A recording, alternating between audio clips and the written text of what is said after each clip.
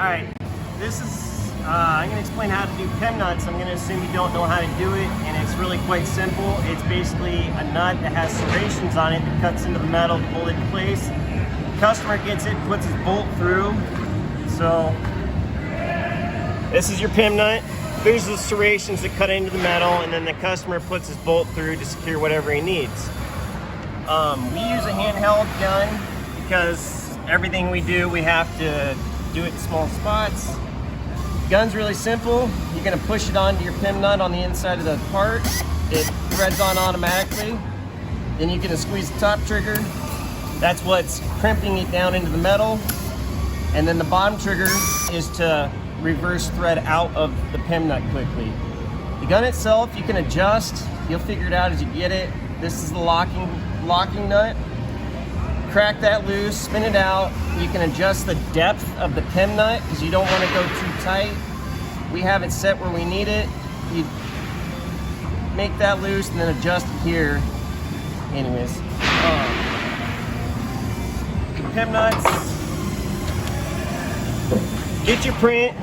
You're gonna look at the customer's print. Typically this is a good print from them. 420-1 is the type of Pem Nut. There's many different types, so make sure that that's the correct one. Make sure you don't Pem Nut the holes that are through holes because they are the same size, and if you don't pay attention, you're Pem Nutting the wrong ones. So, Pem Nut product number is right there, 420-3. This is just for illustration purposes. It's the wrong one, but that's how you compare.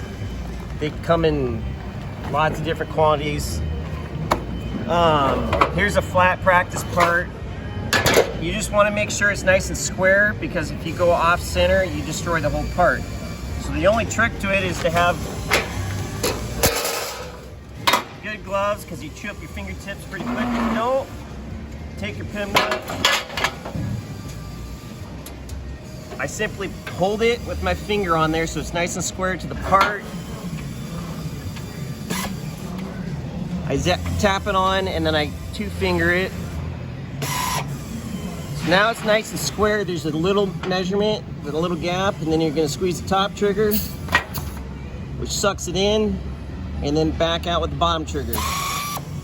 The only hard part to the whole thing is if you get a channel with holes in the bottom, you want to hold the Pem Nut, how I do it, is upside down, come up. Anyways, the problem with the Pem Nut gun is if your regulator on your air system is up and down like ours is sometimes, when you crush the Pem Nut, the minute it seats itself, let go of the trigger because you can go too far and strip the Pem Nut out. So I would recommend a couple practice pieces first because you're going to destroy a couple products. If you have any questions, you can call or text or email us. This is the Pem Nut gun that we use. And we'll get back to you as soon as we can. That's pretty much it.